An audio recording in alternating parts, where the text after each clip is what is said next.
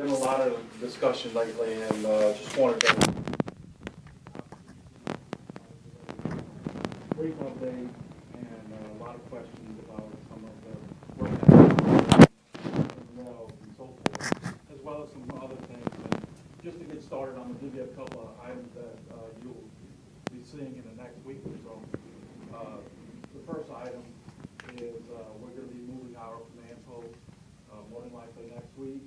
Just want to tell everyone where we're moving our command post to.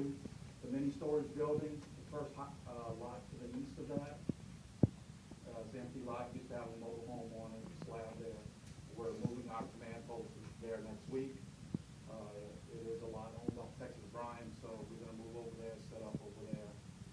We're hoping to get the infrastructure in by middle of next week, and we're going to move over and move our equipment there.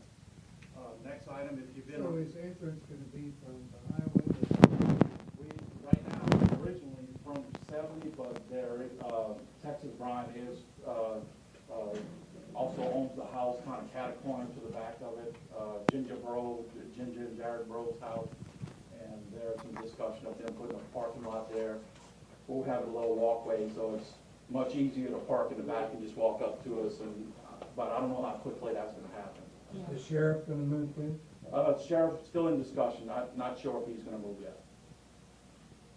So next item, if you've been down Gumbo Street, there's a little slab off to the right at the end of Gumbo Street, right by ORW 22. Right, over here, yeah. And there's a little slab here. I just wanted to let y'all know that's another core station being put in by DOTD. They originally in the project was 5 core stations. They put 4 of them along 70. One's here at the bridge. One is in front of, right before you get to Texas Brine's driveway. One by the Grand Bayou Bridge, one by the Bayou Bridge. They had originally ordered 5, so this is, they didn't put in the 5th one. They are getting it installed now. If you go there, you can see the little trenching across the gravel section right at the end of the road. You can see the slab off to the right. You'll probably see some more crews out there. That is LSU Rubio who's working on that site, and that should be set up in the next week or so, I guess. Core station, Montreux is surrounding, and the original core is on the highway and the bridges. This one was going to be set back from the highway to give some kickback around there. So that is being installed now. So if y'all see some work crews out there, that's what's happening. So with that, that kind of leads us into the operations on vent wells and some of that discussion with the ongoing operation of vent wells and the depletion of the gas.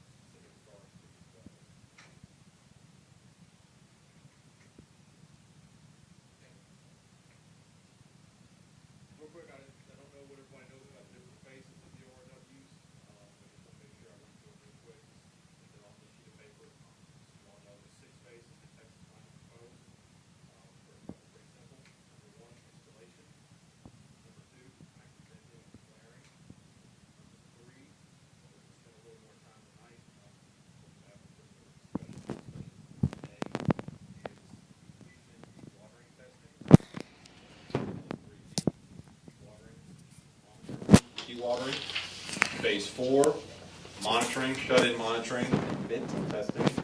Phase 5 is additional monitoring. And last phase 6, plug and abandon the well. The well's gone. Just want everybody to know, it's not the ORW. Just because an ORW reaches phase 6, which is the plug and abandonment phase, does not necessarily mean that an area is gas depleted. Strictly looking at that ORW or that hole rig where that ORW is sitting. I just want to make that determination. And if Texas Prime still has to come back to DNR and propose if an area is gas depleted and support that an area, a wide area is gas depleted, they have to propose what area, draw on a map, and present any supporting data to say DNR, this area is depleted. Now, if just the ORWs, they have to do a similar process to move through these different phases. And number 2 there is some of the documentation that they need to submit. And it's not just one piece of information. It includes the ORW history, how much is indented, any testing that they have done on that well. It includes depletion testing, dewatering testing, communication testing, which is to ensure that that well is in communication with the MRA aquifer. Of course, the construction of the well, and then any CPT, MIHPT.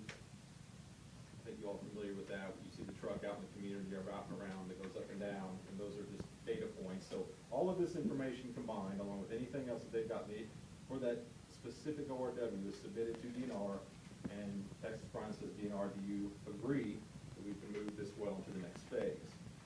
Where we're really seeing a lot of that right now is from phase 2 to phase 3, and then we're going to talk a little bit more on phase 3 here in just a second.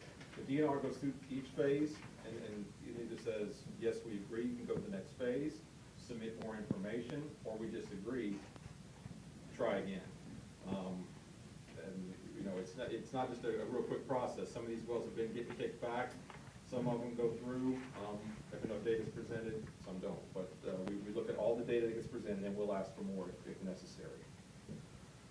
So one of the challenges, or the challenge that we're running into right now is the phase 3A. Texas Prime has cited some residents' concerns on what they have quoted as quote-unquote community wells. You see that list there on 3A, the bottom of your piece of paper.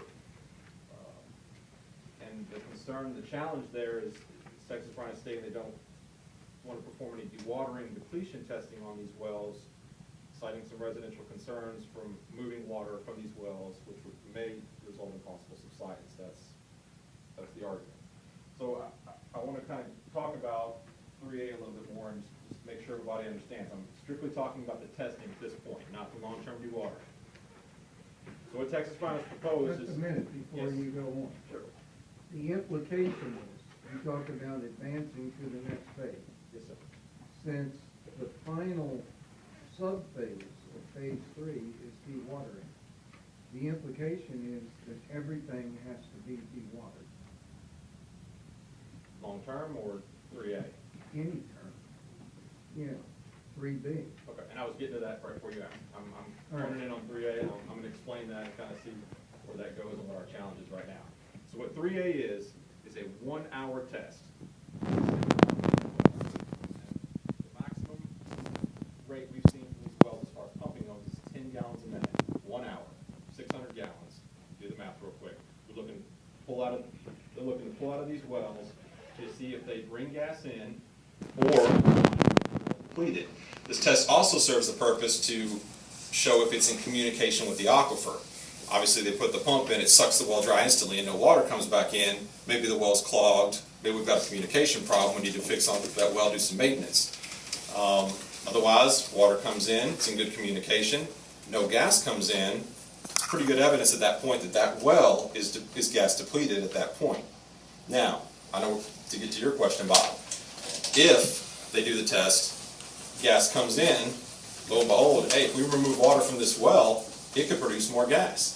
That doesn't necessarily mean that that well goes into automatic long-term dewatering. It doesn't kick it straight into dewatering. It gives evidence that if you pull water off that well, it could produce more gas, but doesn't necessarily kick it automatically into long-term dewater, start yanking water out of that thing like crazy. It doesn't automatically go. So, If I follow that then logically, it's not necessary to progress through every one of these steps to retire a well. To move to phase 4, we have to do the phase 3A testing to determine if that well's been depleted. That's where we're stuck now for those 18. So where DNR where a DNR stands, is that they will impose long-term dewatering if it is possible, if the test in 3A indicates that gas can flow to the well. It's exactly the opposite of what I just said. It does not mean that well automatically goes into long-term dewatering. The focus right now is the test. This test is going to determine, do these wells go to phase 4, or would they be a candidate for long-term dewatering? Doesn't necessarily mean that if they show they're long-term dewatering candidates, it automatically goes. It will be taken into consideration. Where is this well? How much water would you really have to pull out to produce gas? I mean, if you got to run full 10 gallons a minute in the community, we definitely take that into consideration and we don't kick it straight into dewatering phase. But the challenge right now is we want to know where these wells are as far as, most of them are looking like the production is going down. So are they actually depleted? We've done a bunch of these, on the east. Texas Brine has been submitting them. They've done the phase 3A testing, the depletion dewatering testing. Boom, they go to phase 4. Actually, nothing they've submitted so far has automatically kicked one into dewatering. Doesn't mean they're not dewatering. They are. They're doing 3 ORWs, 54, 48, and 57 on the east that are long-term dewatering over there on their How property. long have they been doing those three? Those 3, 6 months. Is Gas, that- that's a gas. okay, is that, How much did you do the one that you dewatered right next to the sinkhole? You dewatered that one for a long time. Oh, GRW1? Yeah. Yeah, how much water total was pulled out? No, Oh, how long did you? 4 dewater? months. 4 months, probably 4 months. Have to look it up, and I'm just, that's a guess. So we have 4 wells that we've done anywhere from 4 months to 6 months. That's been more than 4, but yes. And we are still dewatering. Correct. Three of them are still Any dewatering. indication of subsidence or any activity as far as ground movement? Nothing visual, no. Monitoring? Subsidence is a 20 or 30-year event, so I would maintain that data is of no value.